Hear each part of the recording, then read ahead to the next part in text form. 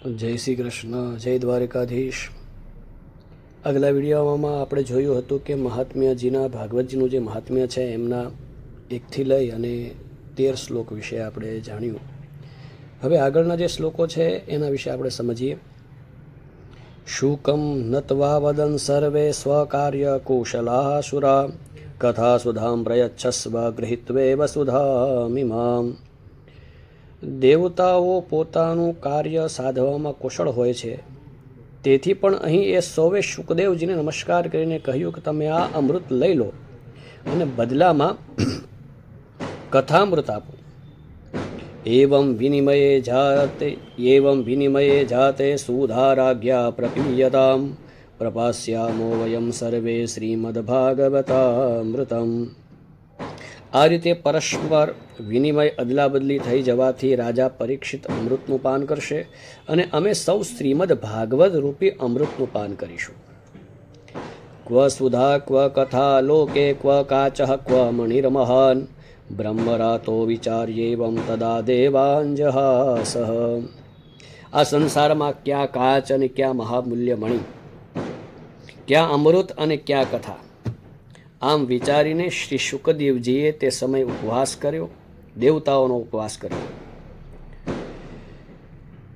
અભક્તાંસ્તાંશ વિજ્ઞાય ન દદૌ સ કથામૃતમ શ્રીમદ્ભાગવતી વાર્તા સુરાણામપી દુર્લભા. તેમણે ભક્તિશૂન્ય કથાના અનઅધિકારી જાણીને કથામૃત આપ્યું નહીં. આ રીતે શ્રીમદ ભાગવત કથા દેવતાઓને પણ દુર્લભ છે. સુરાણામપી દુર્લભા. રાજ્યો મોક્ષમ તથા વીક્ષ્ય પુરા ધાતાપી વિસ્મિતઃ સત્યલોકે તુલામ બધવા તોલયત સાધનાન્યજઃ. પહેલાના સમયે શ્રીમદ ભાગવતના શ્રવણથી જ રાજા પરીક્ષિતને મોક્ષ થયેલો જોઈને બ્રહ્માજીને પણ મોટું આશ્ચર્ય થયું હતું. તેમણે સત્યલોકમાં ત્રાજવો બાંધીને બધા સાધનો તોડ્યા.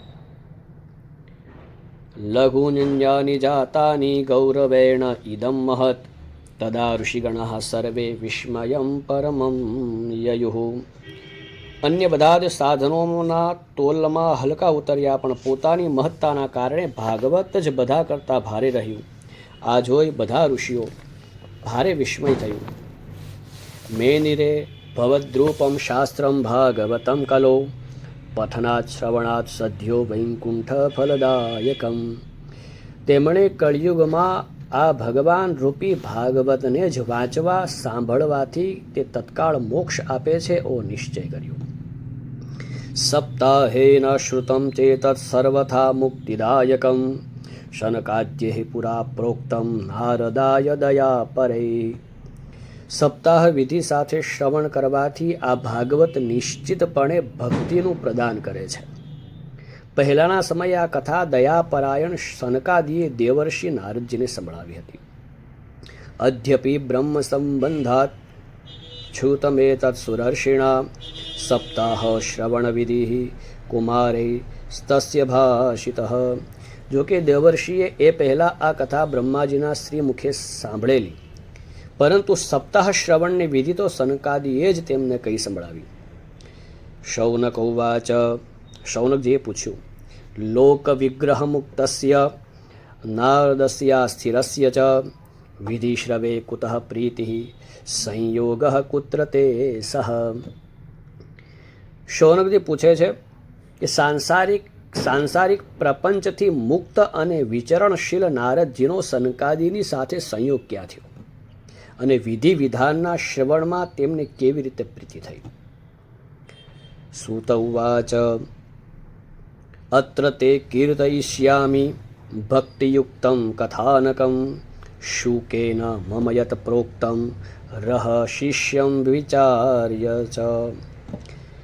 સૂતજી કહે છે કે હવે હું તમને તે ભક્તિપૂર્ણ કથાનક સંભળાવું છું કે જે શ્રી શુકદેવજીએ મને પોતાનો અનન્ય શિષ્ય જાણીને એકાંતમાં સંભળાવ્યું હતું. એકદા હિ વિશાલાયામ ચત્વાર ઋષયો મલા સત્સંગાર્થમ સમાયાતા દદ્રશુસ્તત્ર નારદમ.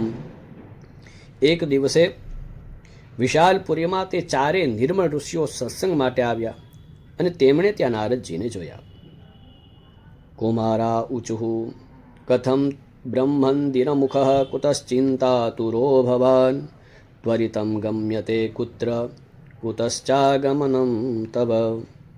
શનકાદિક મુનિઓ પૂછે છે કે હે બ્રહ્મન, તમારું મુખ ઉદાસ કેમ છે? તમે શા માટે ચિંતાતુર છો? આટલા બધા ઉતાવળા તમે ક્યાં જઈ રહ્યા છો અને તમારું આગમન ક્યાંથી થઈ રહ્યું છે? ઇદાનીમ શૂન્યચિત્તોસી ગતવિત્તો યથા જનઃ તવેદમ મુક્ત સંગસ્ય નોચિતમ વદ કારણમ. અત્યારે તો તમે એવા પુરુષ જેવા શૂન્ય મનસ્ક દેખાવ છો કે જેનું ધન લૂંટાઈ ગયું હોય. તમારા જેવા આસક્તિ રહિત પુરુષ માટે આ વાજબી નથી, માટે તેનું કારણ તમે કહો. નારદ ઉવાચ અહમ તુ પૃથ્વીમ યાતો જ્ઞાત્વા સર્વોત્તતામિતિ પુષ્કરંચ પ્રયાગંચ કાશીમ ગોદાવરીમ તથા શ્રીહરિક્ષેત્રમ કુરુક્ષેત્રમ શ્રીરંગમ સેતુબંધનમ એવમાદિષુ તીર્થેષુ ભ્રમમાણ ઇતસ્તતઃ નાપશ્યમ કુત્રચિચ્છર્મ મનઃ સંતોષકારકમ કલીના ધર્મમિત્રેણ ધરેયમ બાધિતાધુના. નારદજીએ કહ્યું કે સર્વોત્તમ લોક સમજીને હું પૃથ્વી પર આવ્યો. અહીં પુષ્કર, પ્રયાગ, કાશી, ગોદાવરી, હરિદ્વાર, કુરુક્ષેત્ર, શ્રીરંગમ, સેતુબંધ વગેરે કેટલાય તીર્થોમાં અહીં તહીં વિચરણ કરતો રહ્યો, પણ મનને સંતોષ આપનારી શાંતિ ક્યાંય મળી નહીં. આ સમયે અધર્મના સહાયક કળિયુગે સમસ્ત પૃથ્વીને દુઃખી કરી મૂકી છે. સત્યમ નાસ્તિ તપઃ શૌચમ દયાદાનમ ન વિદ્યતે ઉદરમ ભરિણો જીવા વરાકાઃ કુટભાષિણઃ મંદાઃ સુમંદમતયો મંદભાગ્યાયુપદ્રુતાઃ પાખંડનિરતઃ સંતો વિરક્તા સ પરિગ્રહ તરુણી પ્રભુતા ગેહે શાલકો બુદ્ધિદાયકઃ કન્યા વિક્રયેણો લોભાદ દંપતીનામ ચ કલ્કનમ. હવે અહીં સત્ય, તપ, શૌચ, બાહ્ય અને આંતરિક પવિત્રતા, દયા, દાન વગેરે કશું પણ નથી. બિચારા જીવ માત્ર પોતાનું પેટ ભરવામાં જ લાગેલા છે.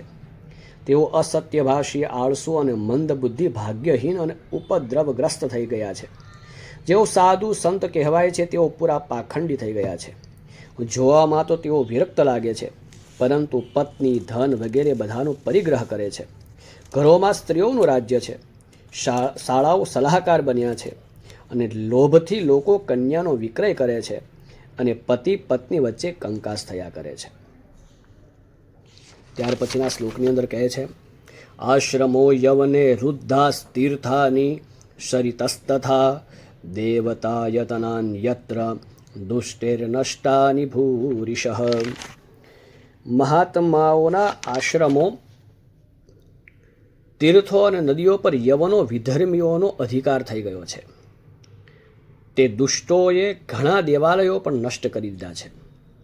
ન યોગીનેવ સિદ્ધો વા ન જ્ઞાની સત્ક્રિયો નરઃ કલી દાવા નલે નાધ્ય સાધનમ ભસ્મતામ ગતમ.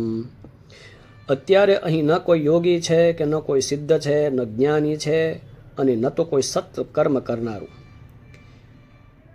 બધા સાધન અત્યારે કલરૂપી દાવા નળથી બળીને ભસ્મ થઈ ગયા છે. અટ્ટશૂલા જનપદાઃ શિવશૂલા દ્વિજાતયઃ કામિન્યઃ કેશશૂલિન્ય સંભવંતી કલાવિહ. આ કળી કાળમાં બધા દેશવાસીઓ બજારોમાં અન્ન વેચે છે. બ્રાહ્મણો પૈસા લઈ અને વેદ ભણાવે છે અને સ્ત્રીઓ વેશ્યાવૃત્તિથી પોતાનો નિર્વાહ કરે છે.